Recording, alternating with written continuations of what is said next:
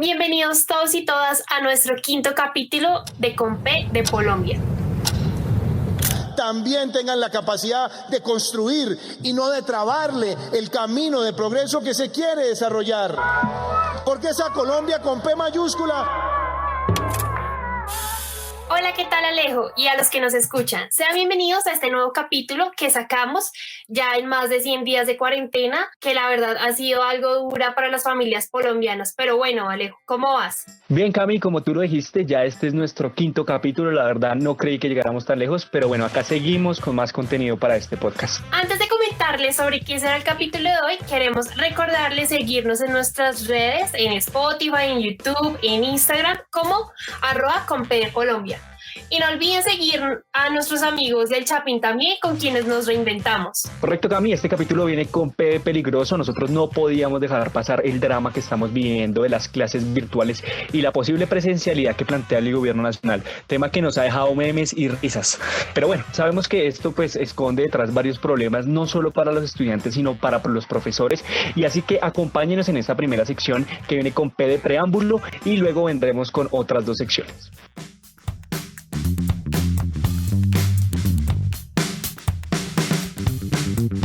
Bueno, antes de adentrarnos en el regreso a clases de los colegios hoy en día, es necesario hacer un repaso histórico para entender cómo la educación en Colombia ya venía mal desde antes de la pandemia.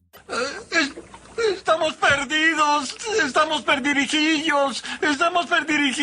Y para esto debemos devolvernos en el tiempo. Cuando finalizó la Segunda Guerra Mundial, donde Estados Unidos, en un intento de afianzar su hegemonía global, crea el Banco Mundial y el Fondo Monetario Internacional, lanzando el primer plan que cubriría a Colombia en materia educativa, conocido como la Misión Curry. Que venían con este plan, según el mismo Nelson Rockefeller, abro comillas, tenían como objetivo ampliar la división del trabajo a distintas naciones del hemisferio occidental, cierro comillas, lo que significa poder hacer en otros países productos con costos más baratos que si se fabricaran en Estados Unidos.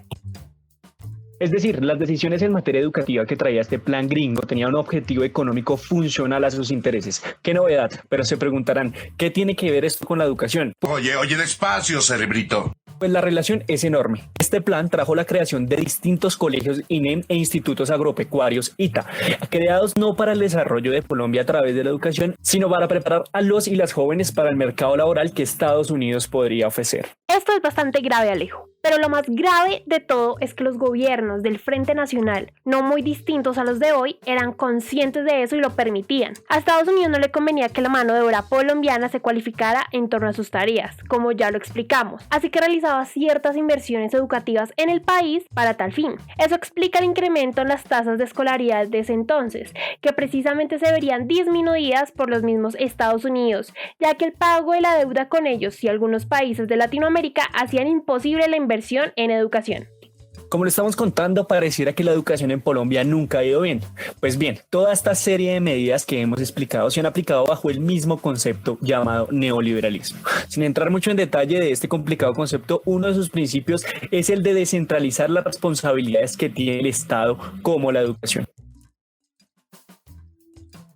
Exacto, y es importante que digas eso, Alejo, porque, por ejemplo, esto fue muy evidente cuando Virgilio Barco, a través de una ley, abandonó la responsabilidad de financiar la educación al orientar que los municipios y regiones, que de por sí ya están muy mal, se hicieran a cargo de costear la educación de sus municipios y ciudades.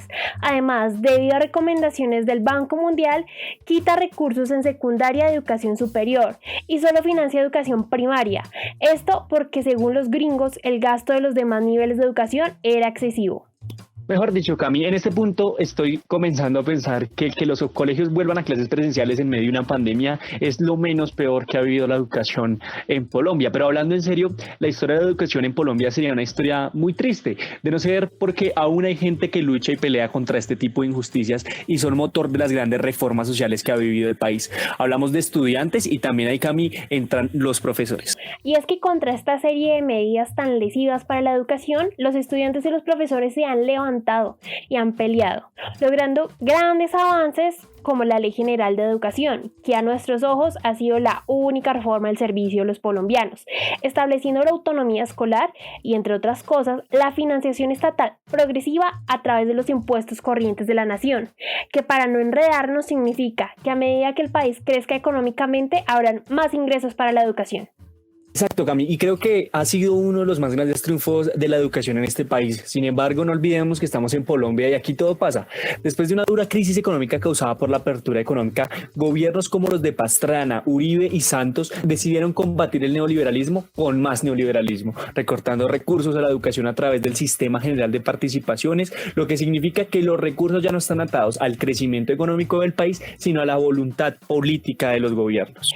Para no hacer más larga nuestra historia, Alejo, hoy en día la educación cuenta con menos de la mitad, porcentualmente hablando, de recursos con los que contaba antes. Economistas calculan que le han dejado de entrar a la educación el equivalente a construir 29 colegios del tamaño del Burj Khalifa, el edificio más grande del mundo. Y no podemos olvidar a la OCDE. Sí, bueno, ellos de nuevo. Oh, shit. Here we go again. Quienes hoy en día, a través de numerosos artículos, recomiendan el guiño guiño, más desfinanciación de recursos e incluso la privatización del derecho. Pero bueno, hablemos de hoy en día en nuestra sección con P de presencialidad. Y para esta sección, con P de presencialidad, decidimos revisar la resolución expedida por el Gobierno Nacional, donde se deja la puerta abierta al regreso a clases y la alternancia de los colegios para el segundo periodo que inicia el 13 de julio de este año bajo la estrategia Aprende en Casa. Lo grave de esta resolución, Cami, es que se habla de una reapertura progresiva y segura. ¿Tú cómo la ves? Pues Alejo, yo la verdad lo veo un poco complicado. Imagínate, en mi colegio si estábamos de buenas había papel. Ahora imagínate la situación de los colegios públicos de Colombia para poder cumplir con las normas de bioseguridad. Y sé que algunos deben estar pensando que en países de Europa o Asia han regresado a las aulas, pero lo cierto es que hablamos de países que utilizan programas complejos con Big Data y realizan códigos QR, teniendo un control e información enorme sobre su diagnóstico de salud. En cambio, las medidas de acá... Todos empecemos a utilizar estos símbolos, donde cuando estamos cumpliendo las medidas, lo celebremos, y que cuando alguien no lo esté haciendo, también. Tienes razón, Cami, y por eso hoy quisimos invitar a dos personas que son las que saben más sobre educación que nosotros, una profesora y una estudiante. Así que yo le doy la bienvenida a Natalia Barrios, es profe de sociales en el Colegio Robert F. Kennedy, y a Jamie, que es personera del Colegio Magdalena Ortega de Nariño. Así que bienvenidos. Gracias por invitarme a este capítulo con P de Colombia. Totalmente de acuerdo con todo lo que están diciendo de la historia y la crisis de nuestra educación. Interesante que podamos charlar y conversar. Hola chicos, muchas gracias por la invitación y también estoy de acuerdo con lo que dice la profe. Es increíble lo que ustedes están haciendo y bueno, con toda la energía para el proyecto. Bueno, aprovechando que están ustedes acá, quería iniciar preguntándoles a ambas cómo ven ustedes, estudiantes, profes y padres de familia, el regreso a clases en este contexto de la COVID-19. Bueno, para ser sincera, muchas de las estudiantes de mi colegio han decidido junto con sus padres no volver. Esta es una decisión entendible, ya que se prefiere estudiar en casa sin exponerse. A pesar de la alternancia, los colegios son un foco de contaminación. Igualmente, y si esto se convierte en algo obligatorio, lo más probable es que haya una tasa de repetición escolar extremadamente grande. Nosotros sabemos que tenemos que cuidar primero la vida, antes que otra cosa. Entonces, es muy complicado que realmente podamos volver a las aulas. Sabemos que los colegios, las instituciones educativas son los principales lugares de contagio. Tenemos que cuidarnos nosotros los profesores, cuidar a ustedes los estudiantes y cuidar obviamente a nuestras familias. No podemos volver a clase en estas condiciones. Claro, y en esa medida, ¿cuál creen que sea el impacto del retorno a clases presenciales tanto para ustedes los profes, pero también para los estudiantes? Bueno, primero, como dije anteriormente, los padres y los estudiantes ven este regreso a clases como algo riesgoso. A pesar de que se extraña mucho la interacción social entre profesores y estudiantes, creo que la mejor decisión podría seguir estudiando desde casa. Como lo decía Cami, nuestros colegios no tienen ninguna norma de bioseguridad que nos permitan hacer un retorno a clases de manera segura. Debemos entender que en la distancia debemos acompañar a nuestros estudiantes y que volver a las aulas sería un total suicidio. Aparte de eso, y que los colegios no tienen implementos de bioseguridad o condiciones para que puedan tener este regreso, fuera de eso, pues tampoco tienen las condiciones de infraestructura e instalaciones siquiera para que en espacios de esparcimiento, no sé, en las mismas clases, pues puedan tener una distancia adecuada para seguir cuidándonos de la COVID-19. Y en ese entendido, yo sí quisiera que ustedes me cuenten cuál es el principal reto que creen deberían afrontar los colegios en caso de que exista presencialidad. Bueno, yo creo que el reto más grande va a ser la bioseguridad, porque hay que garantizar el cuidado de las personas que integran el colegio. Desde los que realizan oficios varios, todas las personas que logran con su esfuerzo y dedicación mantener las instalaciones del colegio y la educación que nos brinda. El otro reto es considerar el caso de que muy pocas estudiantes vuelvan a la presencialidad. Lo adecuado sería tomar la decisión correspondiente para que sigamos estudiando desde casa. El principal reto que debemos afrontar si volviéramos a la presencialidad es entender que todas las instituciones educativas son los principales focos de contagio, así como los lugares donde hay muchas personas. ¿Cómo vamos a decirle a nuestros niños que no se acerquen, que no jueguen, que no compartan? Por eso debemos entender, al igual como lo dice Jamie, que seguramente este año deberemos terminar nuestras clases en la distancia. Esto no es educación virtual, estamos teniendo unas situaciones donde nos tenemos que ver en educación a distancia. Claro, estos retos son supremamente importantes para poder tener condiciones a la presencialidad, y sobre la base de eso, pues también, ¿qué evaluaciones hacen ustedes frente a esta situación que se ha venido presentando, es decir, esta virtualidad? Bueno, el proceso hacia transformar nuestra manera de educar y ser educados ha sido un poquito complicado. Muchos compañeros me han comentado que aprenden menos y se aburren y distraen más. Pero a pesar de todo esto, se ha notado el trabajo arduo de las dos partes. En situaciones como estas resulta conveniente buscar también un lado positivo, y es que los alumnos aprendieron con la práctica el concepto de la autonomía y los profes se reinventan cada vez más. Yo quisiera decirles que la educación necesita el encuentro con el otro. Estamos en una situación donde justamente hemos tenido que recurrir a muchas estrategias para poder llegar a nuestros estudiantes, pero siempre será importante que nos podamos ver frente a frente, que podamos compartir. Ese es el acto quizá más importante que tiene la educación.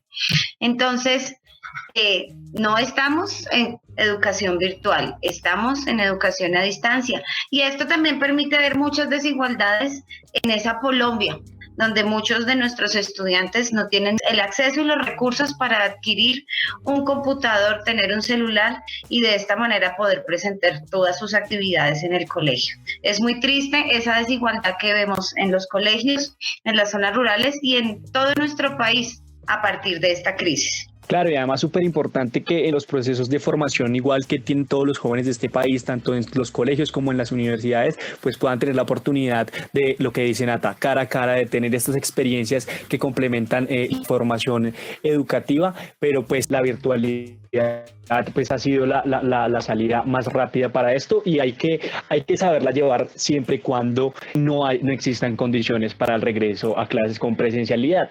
Y ya para ir cerrando esta sección, quisiera preguntarles a ustedes si tienen algún suceso curioso, chistoso o algo en particular que nos quisieran contar frente a las clases virtuales. Bueno, yo creo que lo más gracioso sucede cuando no nos damos cuenta que tenemos prendida la cámara o el micrófono.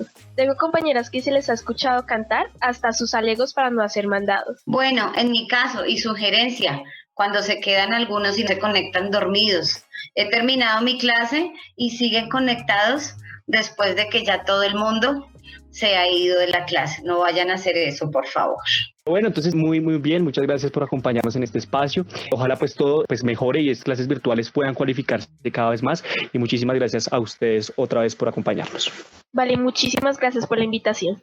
Gracias, Alejo, gracias, Cami, por invitarme a este podcast nuevamente con P de Colombia. Un abrazo a todos. Ahora haremos paso a nuestra última sección con P de propuesta.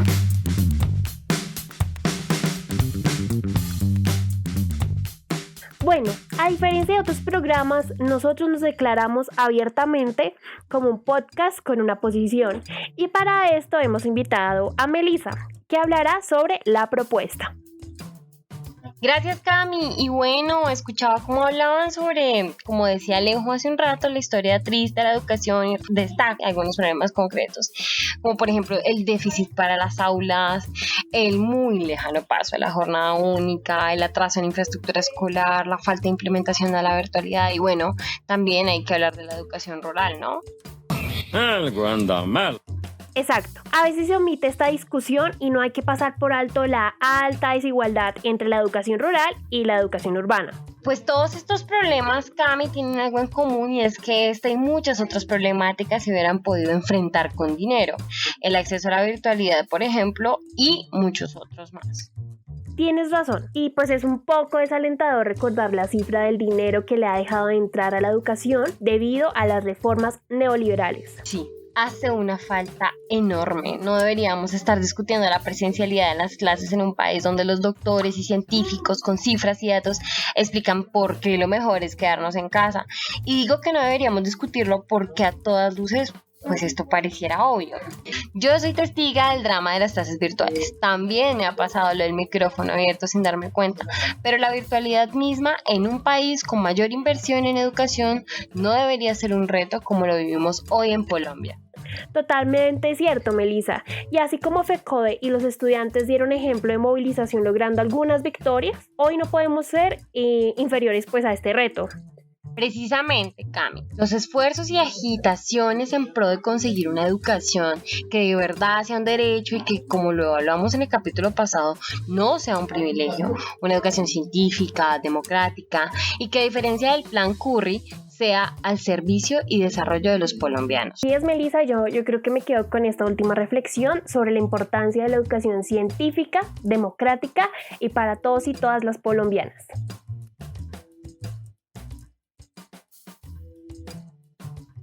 Pues bien, ya hemos concluido este capítulo con P de peligroso. Esperemos haya servido para este debate que es tan álgido en este momento de la educación y pues en sí mismo que siempre será una discusión fundamental para los jóvenes de nuestro país. Esperamos que muchos profesores y estudiantes puedan habernos escuchado. De acuerdo, Alejo. No olviden seguirnos en nuestras redes sociales, en nuestro Instagram, donde subimos algunas cosas que podrían gustarles. Sigan a nuestros amigos del Chapín en sus redes y no olviden compartir este episodio. Te agradezco a ti por acompañarnos, a todos los que nos acompañaron en este capítulo y esperamos que lo que venga sea mejor para el país y para todas nuestras familias. Y recuerden una vez más que esto fue lo que pasó en Colombia. Muchísimas gracias.